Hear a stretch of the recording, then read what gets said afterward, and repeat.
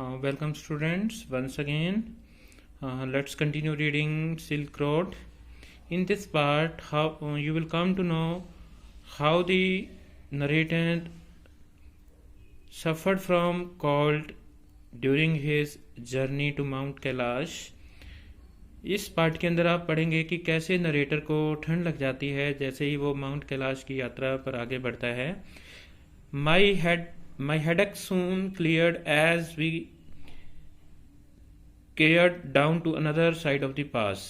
मेरा सिर दर्द है वो ठीक हो गया जैसे ही हम दूसरी साइड के ऊपर चलना शुरू करते हैं. It was 2 o'clock by the time we stopped for lunch. हम 2 बजे के आसपास लंच करने के लिए रुकते हैं. We ate hot noodles. हमने गरम गरम नूडल्स खाई. Inside a long canvas tent, एक टेंट लगा हुआ था जो कि कैनवास जो तरपाल वगैरह होती है उसका बना हुआ था, मोटे कपड़े का बना हुआ था. उसके अंदर a part of work camp erected beside a dry salt lake, और वहाँ पर एक नमक की झील थी, वहाँ पर उसके साइड के ऊपर है वो लगा हुआ था. The plateau is pock marked with salt flat, और वो जो पठार था वो साल्ट के नमक के बड़े बड़े टुकड़े होते हैं वहाँ पर पड़े हुए थे. And brackish lakes, vestiges of Tethys ocean which bordered Tibet before the great continental collision that lifted its sky yard. This was a heave of activity. Men with pickaxes and shawls threading back and forth in their long sheepskin coats and salt encrusted boots. और उन लोगों के जो वहाँ पर काम कर रहे थे उनके जो बूट थे वो नमक के कारण है वो बड़े ख़राब हो रहे थे. उन्होंने लंबे लंबे कोट है वो पहने हुए थे. ऑल वोर सन ग्लासेस, सभी ने चश्मे पहने हुए थे. Against the glare as a steady stream of blue truck emerge from the blindingly white lake laden with piles of salt. और वहाँ पर एक ट्रक है वो नीले कलर का वो आ रहा था, और वहाँ पर मतलब जो ढेर है वो नमक के ही लगे हुए थे. पूरी की पूरी झील है वो नमक के टुकड़ों के साथ, बड़े बड़े टुकड़े थे उनसे लदी पड़ी थी. By late afternoon we reach the small town of Hor. दोपहर के बाद हम क्या है कि एक छोटे से नगर होर के ऊपर पहुंच जाते हैं. Back on the main east west highway that followed the old trade route from Lhasa to Kashmir. और ये जो मतलब होर था ये लहासा से कश्मीर का जो पुराना रूट है उसके साइड पर था.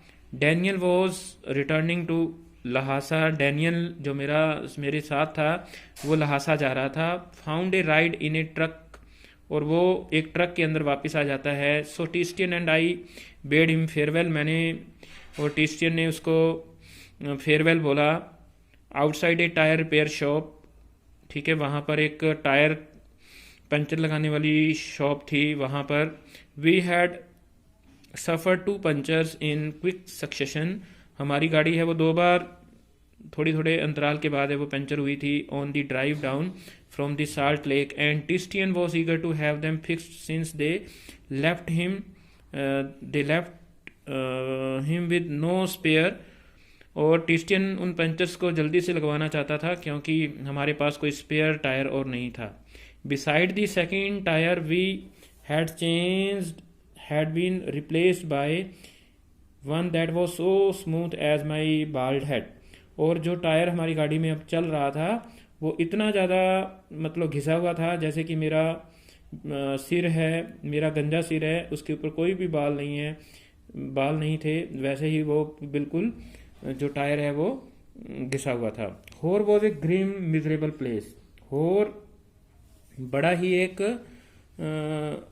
ख़राब सा इलाका था, ठीक है. वहाँ पर बड़ी ही परेशानियाँ थी, ठीक है. ज़्यादा तरक्की नहीं थी वहाँ पर. There was no vegetation whatever just dust and rocks. वहाँ पर कोई भी वेजिटेशन नहीं थी, पेड़ पौधे नहीं थे, हरियाली नहीं थी, केवल धूल थी और केवल चट्टानें थी. Liberally scattered with years of accommodated refuse. और वहाँ पर बहुत कचरा है वो बिखरा पड़ा था. which was unfortunate given that the town sat on the shore of the Mansarovar lake. और वास्तव में होर है वो तिब्बत के अंदर मानसरोवर लेक के ऊपर था। ठीक है, तिब्बतियन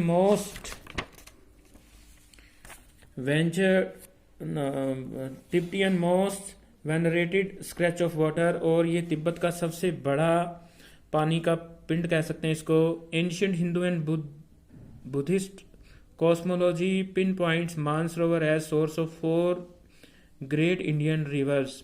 और हमारा पुराना हिंदुओं का और बुद्ध धर्म का जो इतिहास है वो ये कहता है कि मानसरोवर से 4 भारत की नदियां हैं वो निकलती थी।